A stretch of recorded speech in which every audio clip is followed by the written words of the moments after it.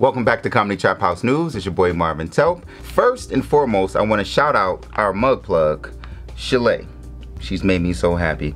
And soon we'll get brands of coffee that are looking for representation in this mug. Anyway, let's start with our news. Our timelines have all been flooded the last week by Nkechi Diallo. And someone had gone into her OnlyFans and leaked her photos, and it pisses me off. Because every week I talk about we as black men must take care of black women because... Oh. Yeah, Nkechi Diallo. Who? Wait, what? Rachel Dolezal, guys. I didn't know she changed her name, but are we surprised?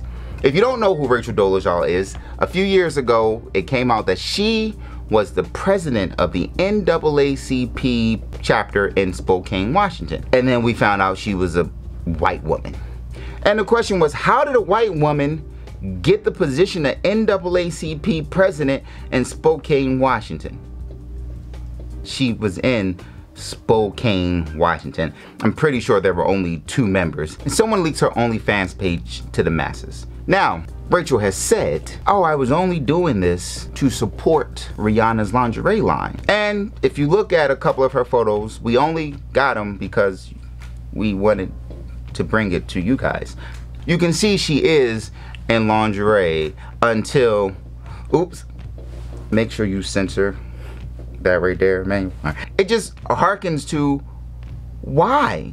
Who is actually following Rachel Dolezal on OnlyFans? Like, why would you even sign up for something that crazy? Like, what is it, $5.99 a month?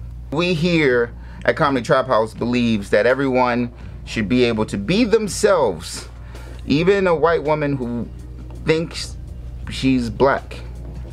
Your name is not Nkechi, stop it. Speaking of flooding, Hurricane Ian battered the Gulf Coast and Florida over the last week. And Hurricane Ian was a Category 4 storm that made landfall, which is excessively strong, obnoxiously strong. Cut all the way across Florida, causing billions of dollars of damage, hit the Atlantic Ocean, powered back up like it was on some Goku shit, took a hard left at Albuquerque, and then went straight up into the southern states. And Hurricane Ian is probably on record. It's estimated that it's going to be $45 to $75 billion of damage. $45 to $75 billion of damage. The country of Jamaica, its entire worth is only $45 billion. And I would much rather us build the infrastructure of Jamaica than deal with Florida, because you know what Florida, what I'm saying is, storms are getting more and more dangerous. They're getting stronger and they're getting more frequent. Right now, this storm has laid hands on Florida like it needed to be baptized.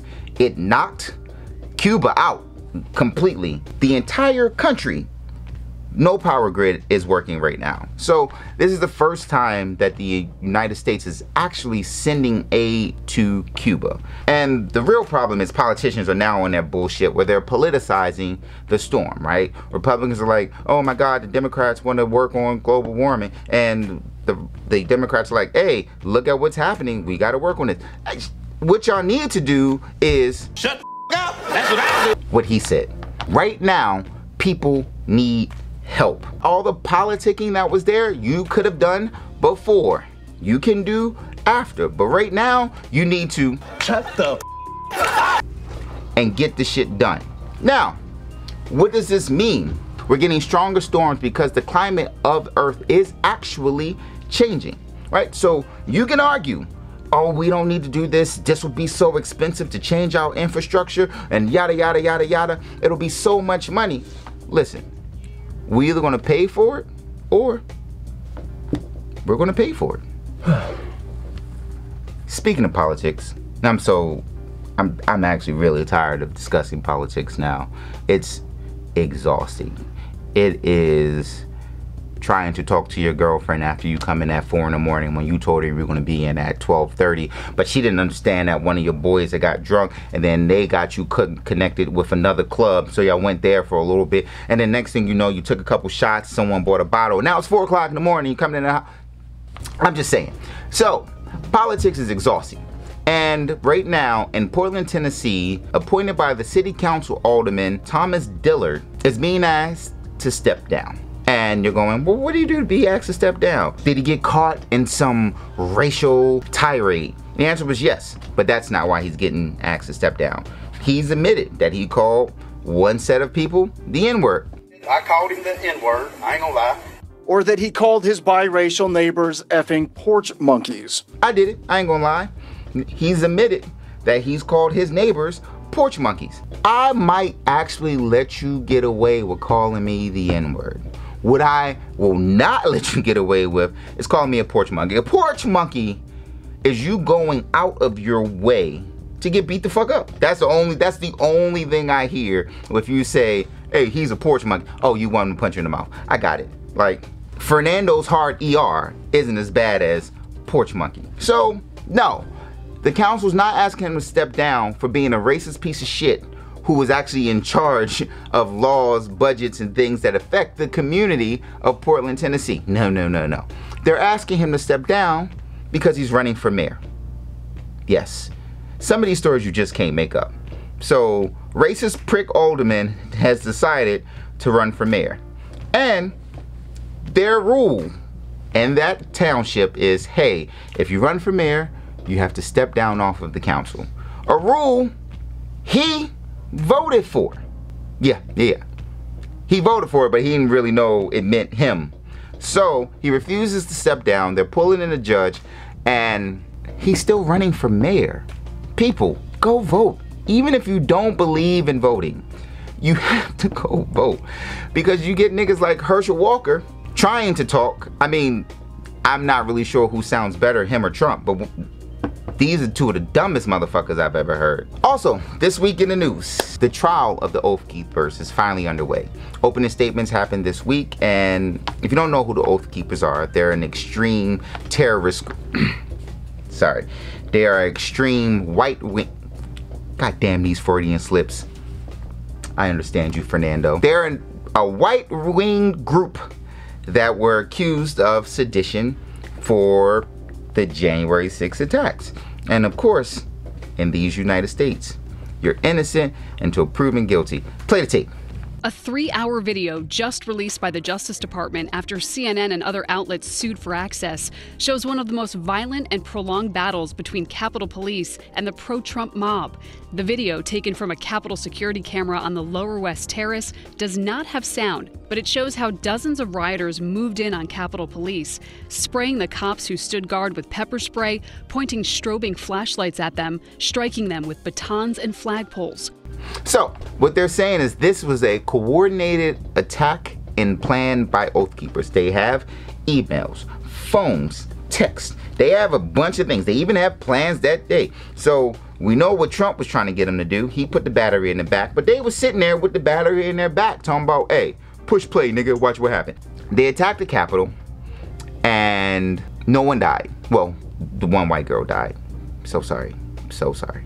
The biggest thing that makes them guilty to me, I'm not even gonna hold you, I already know they're guilty, but the biggest thing is that Fox News is not covering this. Fox News covers everything. Black Ariel, she was on Fox like the cops run in the 90s. Bad boys, what you want, what you gonna do?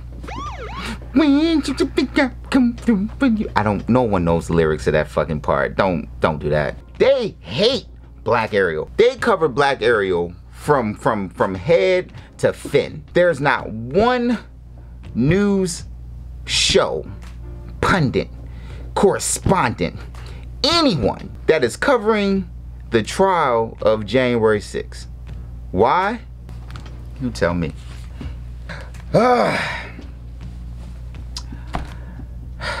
Kanye West and Candace Owens were photographed together in Paris wearing a White Lives Matter shirt.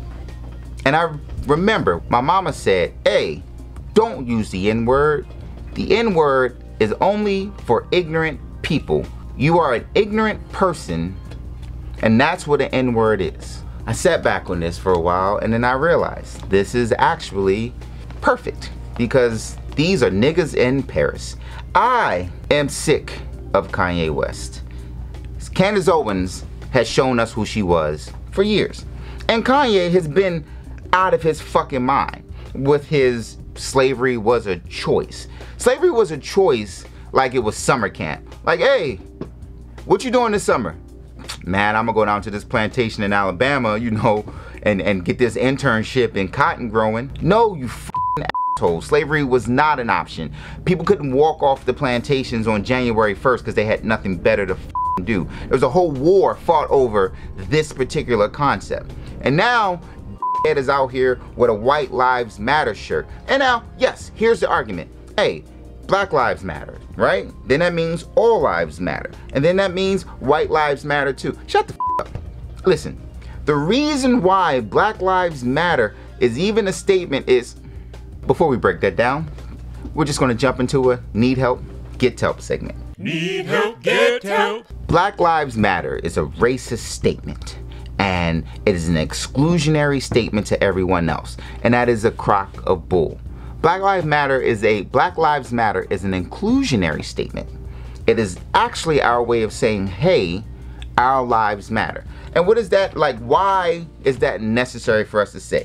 If we go back to the history of these United States of America, after slavery, the volunteer summer program that Kanye says it is, that program, there was an Institute of Laws, the Jim Crow laws, and then there was lynchings and a whole bunch of other shit implemented by this country to make sure black folk did not get ahead. So much so that to the point, the biggest movement of the 60s was the civil rights movement, not the pay us what you owe movement. Just treat us like normal fucking people. And we had to actually protest. Dogs, hoses. White people tell us Martin Luther King was the dopest dude in the world. They shot him. So let's not get this twisted. We didn't ask for what we owed. We just asked to be treated like fucking humans. Things have got to be better now. No, the income discrepancy is actually the exact same from that time per dollar, white household dollar to black household dollar. The same. Yes, there are now black billionaires, asshole, black millionaires, sports people, and some of the others who did a good job. And then there's the rest. So there's this huge income discrepancy. Now, let's talk about police shootings. Now, in the total, and last year, and average over the last 5 years, we did the numbers, there are about 1,000 police murders a year. I'm sorry, shootings when the people actually die, not murders though. There are 1,000 a year. And in these United States, black people make up 25%. So a quarter of the people who die every year at the hands of police are black. Now, you go, well, that's kind of a lot.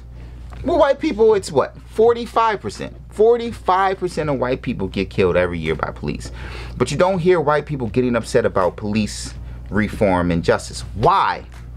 Because there's a huge discrepancy in the actual population of white people versus black people. In these United States, white people make up about 60% of the population. Black people make up about 12%. Marvin, what does that mean? It means that there are 198 million white people in the United States of America versus 38 million black people in the United States. Which means if you shoot 400, they don't miss that number. It's less than a percent. Like it's some obnoxious decimal percent. And so you compare the numbers, and so black people are 10 times more likely to be shot in an incident with the police than a white person. Which leads to the term, hey guys, Black Lives Matter. They have hopes, they have dreams. There's shit that they want to do that they should not be shot for a simple f***ing traffic stop. Let's keep going. No, Marvin, you're just arguing this. Prison. Let's talk about the prison population of these United States of America. The prison population, 60% of the prison are white people. And you go, there you go, Marvin, 60%. 40% are black. 40% are black. Out of the entire total prison population, with only 12% of the population, 40% of us are incarcerated. 40% of the jail total are black people. That is wrong. There is a big problem with that number. Why? Because when white people get pulled over for minor traffic incidences, for minor drug incidences, and all those other things, they get let go. The poor problem with black people is black skin is already weaponized. So whether you have a gun or not, because you're black, you've already broken law number 1 in America. It's all right if it's all white. The issue here is not, hey, white people, you don't matter. Hey, white lives don't matter. Hey, Mexican, brown, trans, any of that. No, all we're saying is, hey, black lives matter too. And if you are so fucking sensitive that I need to put a 2 at the end of it for it to mean something to you, check yourself.